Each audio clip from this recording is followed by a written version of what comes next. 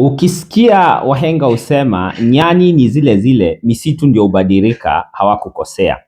Ile tu mchezo ambayo Kimani Ichung'wah ametumia kupiga mwenzake kutoka Mlima Kenya ni the same pia yeye Rigathi Gachagua alikuwa anatumia. Ni kiongozi sawa mzuri ambaye amepigania haki za Wakenya, kukatana finance bill, kukatana na Adani na mambo kama yale mengine, na kuwa kiongozi shupavu, lakini pia alikosea. Hii ni video akizungumza pia mengine ambayo tunaona hayakuwa muhimu zaidi wakati ule kupigana nayo kwa kutumiwa na kibaraka ama kuwa kibaraka wa William Samoei Ruto wakati ule. Watch this video. Niseme ya kwamba I want to talk to my elder brother and friend President Uhuru Kenyatta.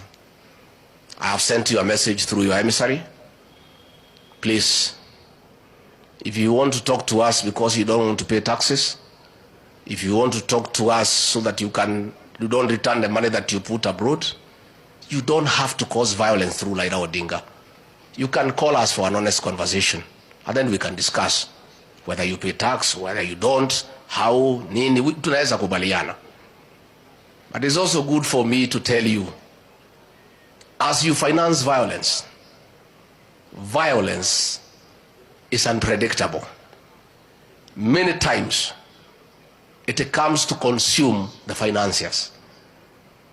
Those young people you are sending to loot property and paying them, when they are through with looting property for the small people and there is nothing remaining, you know what they will do. I'd like you to take time, President Uhuru Kenyatta and Raila Odinga, if you have time.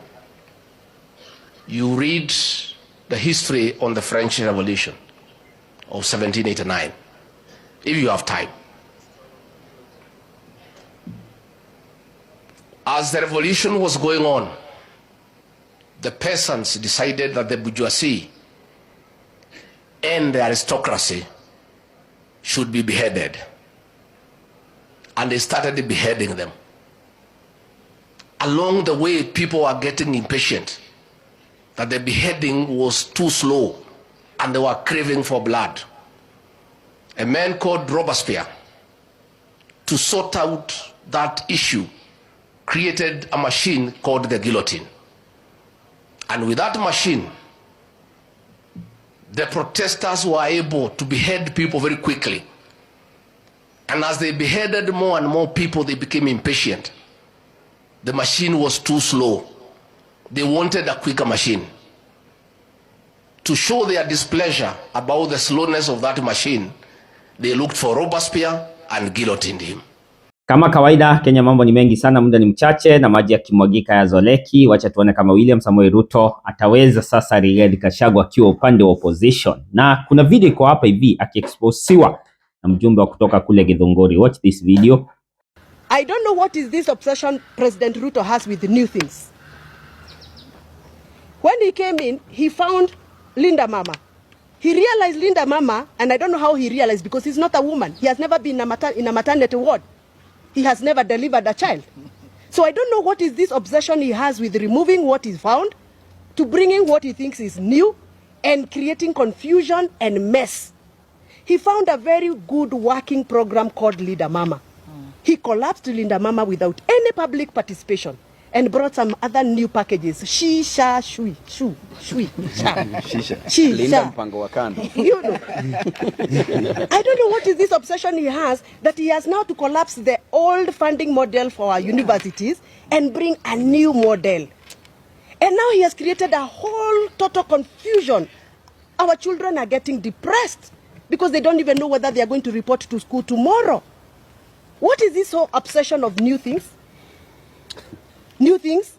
Now, look at where we are right now. We don't have money because we have no operational finance bill.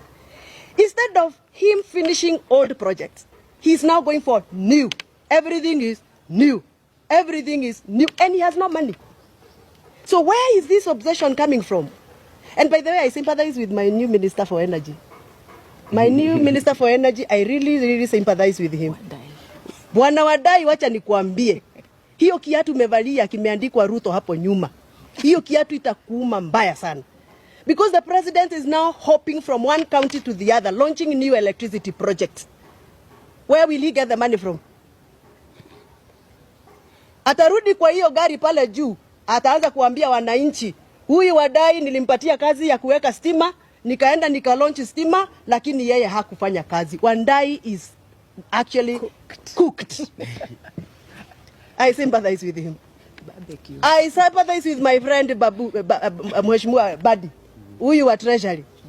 Amepatiwa Treasury na ni sufuria ambayo ilikuwa na ilikuwa na stew lakini imelambwa. Hakuna. And what the president is doing now is going out promising, oh, I will do this project, I will do this project. Na hakuna pesa. Alafu atarudi kwa hiyo ground come to campaign time. Ataambia watu, wewe huyu Badi nilimpatia kazi, amelemewa. Badi's sufuria is roasted. And they are not selling corruption. Yeah. So anyway, we are summarizing and saying this. This is not the right time for president to go out launching projects. It is the right time for him to sit down, engage stakeholders, look for solutions for the pressing problems, and look for new ways of raising revenue for this country. I honestly think that the kitchen of all problems in this country is Kenyan parliament. Because it is Kenyan parliament that make laws that are oppressive. It is Kenyan parliament that made the faulty, the unconstitutional, the irregular Finance Bill 2023 that has since now been thrown out by the courts. It is the same parliament that was attempting to make another irregular, unconstitutional Finance Bill 2024, which the greatest people of Kenya rejected. It is the same parliament that is coming up with other laws like the livestock bill law, the privatization law that they made, and many other very oppressive laws. So if the Gen Zs feel that it is time for them to petition parliament, they are welcome. It is within their rights. And we will support them if we so feel they are doing the right thing. So we want to tell the young people of Kenya, we are with you. We will support you. We will stand with you as long as you're making the future of this country better.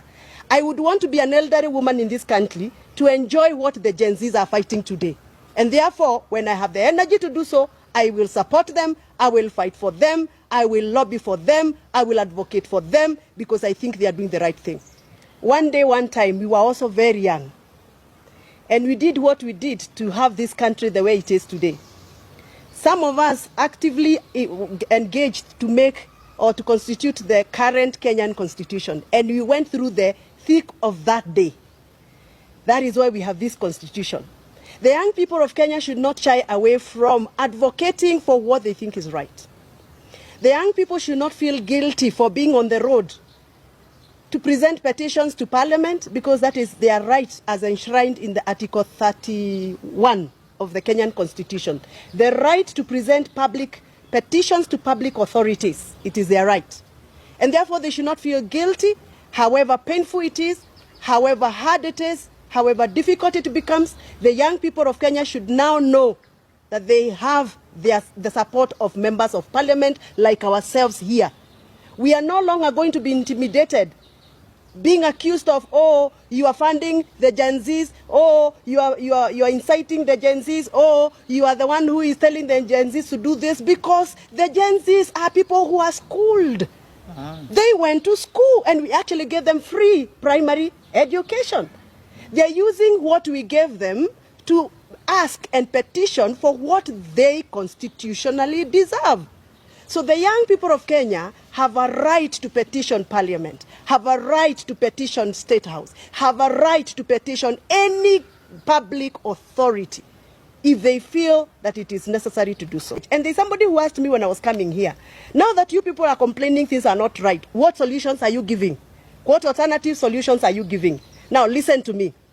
There is no president, there is no way the president will be roaming from one country to the other looking for jobs for our young people. But if you ask him for a database of how many engineers do you have in your country, tell me whether there is any database. If you went and found a request for how many mechatronics engineers do you have, we don't have a national database. What we want as representative for young people is this. The government must put effort to come up with a national database of unemployed young people of this country, county by county. We must be able to know how many teachers are unemployed from the young people, How many doctors are unemployed? How many engineers? How many lawyers? All that database need to be put in place so that when we are speaking from a point of information. When he's going to negotiate country by country, he has a database. And that is what he should be running with MPs to actually help him to create a national database for the job gap. Number 2, we have what we call National Employment Authority. That is an agency that is created by the government under the Ministry of Labor that has failed this country. We need to start thinking of how we can revamp the National Employment Authority so that we can provide a better way of preparing the jobless young people into assimilation into the jobs. How do we do that? By making sure that the National Employment Authority has offices in every county, so that people in my county, Kiambu, can actually access the offices at the county level, register themselves, and get to know what opportunities are there. Right now, the only person who tells us that there are jobs being advertised, for example, in other countries, is only the president on top of his car. The young people of Kenya don't know where to go to look for that kind of information. So we need these authorities' offices in every county. Last but not least, all the local employers in this country, the manufacturers, like the people who work under the Kenya Association of Manufacturers, the people who have a capacity to employ our people here in Kenya, we need to engage them so that we know how can we work with them partnership so that they can start absorbing our local people, even if it is on an apprenticeship program or attachment program. For example, if we came up with a program and said, we have 3,000 employers in this country, manufacturers, people who are manufacturing locally, and they have the capacity to employ young people. We give them some tax incentives. A tax intensive that you say, Karibu Mheshimiwa, that if you absorb, for example, 5 young people in your company, you'll enjoy this amount of tax subsidy or incentive from the government. So we need to start thinking of how we can partner local manufacturers, local traders, local employers. We give them some tax rebates so that they can be able to accommodate more young people in this country. Otherwise, the issue of joblessness is a very serious issue. The president of Kenya will not sort out the issue of unemployment by bringing Raila Odinga or whoever else in cabinet or in government, because that is an economic problem that will not be sorted out through political remedies.